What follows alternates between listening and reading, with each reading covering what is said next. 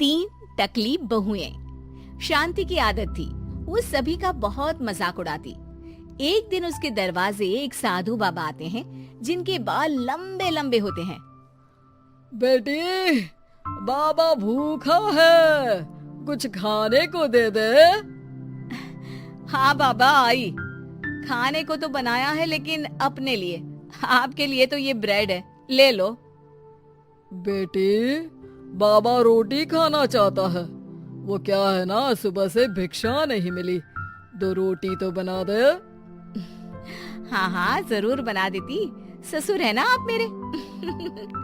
वैसे बाबा, बालों में कौन सा तेल लगाते हैं जो इतने लंबे काले और घने बाल हैं?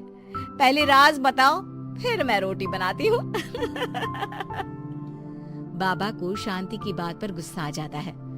तू बाबा का मजाक उड़ा रही है? जा, मैं तुझे श्राप देता हूँ कि तू गंजी हो जाएगी। शांति बाबा की बात पर जोर जोर से हंसती है। श्राप? अरे श्राप तो ऐसे बोल रहे हैं जैसे भगवान हो। अरे इतनी ही बात पूरी हो जाती है तो भूखे क्यों घूमते हो? रोटी मांग लिया करो ना। मूर्ख लड़की, तू तो मजाक उड़ाने से बाज ही नहीं आ रही। मैं तुझे और श्राप देता हूँ कि तेरे घर में जो भी औरत आएगी सब गंजी हो जाएगी। बाबा वहां से चला जाता है और शांति के बाल धीरे धीरे झड़ने शुरू हो जाते हैं और एक दिन तो वो पूरी टकली हो जाती है और वो अपने पति से कहती है, हाय रे, इस शहर का पानी भी ना कितना गंदा है। एक मेरे मायके का पानी था जिससे नहाने से बाल ही बाल लहराते थे, और एक तुम्हारा शहर। गंजी हो गई हूँ मैं। अरे पर मैं ठीक हूँ, मेरे 3 लड़कों के बाल ठीक है, एक तेरे ही बाल कैसे चलेगा? बात तो कोई और लगती है। लेकिन शांति को जरा सा भी बाबा का श्राप याद नहीं होता। खैर, दिन बीतते हैं, शांति को विग लगाने की जरूरत पड़ जाती है और एक बार पड़ोसन आती है। अरे शांति, तेरे ना तो सास घर में ना ससुर, क्यों सारा दिन सर ढकी रहती है? इतनी संस्कारी तो तू है नहीं। हाँ अरे क्या बताऊं, पूरे बाल झड़ गए, टकली हो गई हूँ मैं, टकली।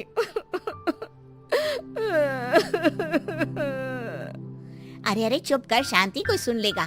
एक काम कर, वो डॉक्टर बाल है ना, उनके पास चली जा, वो तुझे आर्टिफिशियल हेयर लगा देंगे, फिर तो पहले से भी बहुत अच्छे बाल लहलाएंगे तेरे सर पर। शांति डॉक्टर के पास जाती है। डॉक्टर उसे हैरानी से देखता है। क्या हो गया डॉक्टर साहब, कभी टकली औरत नहीं देखी क्या? अरे देखी तो है, लेकिन इतनी टकली नहीं देखी। इतनी टकली से क्या मतलब है? टकली तो टकली होती है ना। अरे नहीं नहीं बहन, मैंने अपने 30 साल के करियर में ऐसी टकली नहीं देखी। अरे ठीक है, पहले मेरे सर में बाल उगाने का कितना लगेगा ये बताओ। डॉक्टर सर देखते हैं और कहते हैं, ना जी ना, कुछ नहीं हो सकता, आपके सर पर बाल उग ही नहीं सकते, अंदर तक बंजर है जी आपका सर। शांति मुंह लटकाकर घर आ जाती है। अब कभी वो नकली बाल लगाती तो कभी पल्ले से सर ढकती। दिन बीतते हैं और उसके 3 लड़के बड़े हो जाते हैं।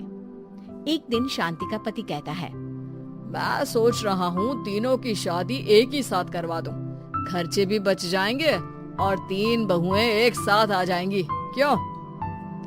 हाँ वो तो ठीक है, लेकिन मेरी एक शर्त है। अरे इस शहर में 3 की शादी करवाएंगे और कल को दूसरे शहर की लड़कियों को यहाँ का पानी सूट नहीं किया तो जैसे मैं गंजी हो गई वैसे ही वो 3 भी हो जाएंगी तो। अरे तुम बेवजह डर रही हो, देखो मेरे और 3 बेटों के बाल बिल्कुल ठीक है, ये सब बातें छोड़ो अब। खैर, शांति की 3 बहुएं आ जाती हैं। शांति ने खास करके उन लोगों को उनके बालों को देखकर ही पसंद किया था। मैंने तो टकली होकर पूरी जिंदगी काट दी, लेकिन तुम 3 के बाल पूरे घर की शान होने चाहिए। किसी के भी बाल कम हुए तो वो मेरे घर में नहीं रहेगी। इस घर में प्यार और इज्जत के साथ रहना है तो अपने बालों का ख्याल रखना होगा। बड़ी बहू कहती है, जी माँ जी, आप चिंता ना करें, मेरे बाल तो इतने बेशर्म हैं कि मैं आज गंजी हो जाऊं तो कल ही बढ़कर घुटने तक आ जाएंगे। दूसरी बोल पड़ी, माँ जी, मेरे बाल तो कभी एक भी नहीं झड़े, चाहे मेरी माँ ने कितना ही चुटिया पकड़कर पीटा हो मुझे। हर माँ जी, मेरी तो दादी के बाल आज भी ऐसे हैं। माँ के तो आपने देख ही लिए हैं, मेरे बाल की तो बिल्कुल ही चिंता न करें आप।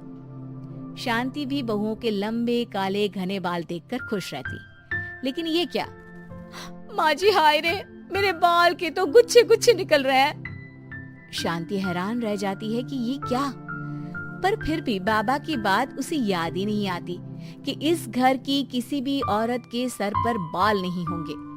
ऐसे ही दूसरी और फिर तीसरी बहू के बाल भी झड़ने लगते हैं। शांति सर पकड़कर बैठ जाती है। अरे शांति, क्या हो गया? अब क्यों परेशान दिख रही हो? अरे क्या बताऊं, पहले मैं टकली हो गई, अब मेरी तीनों बहुएं भी टकली होने वाली है। देख शांति, अब तो मामला कुछ और दिख रहा है। कहीं कभी किसी ने तुझे कोई श्राप तो नहीं दिया? अब शांति का माथा ठनकता है और उसे वो बाबा याद आ जाते हैं।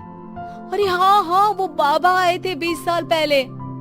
फिर शांति उसे सारी बात बता देती है, लेकिन उसके 2 ही दिन में उसकी बाकी की तीनों बहुएं भी गंजी हो जाती हैं।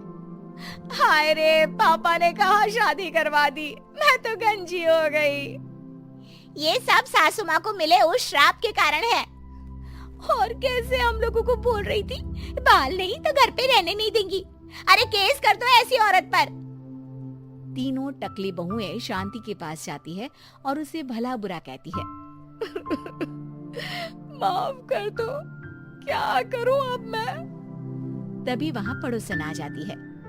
मुझे उस बाबा की कुटिया मिल गई है, कल सुबह तुम चारों तैयार रहना।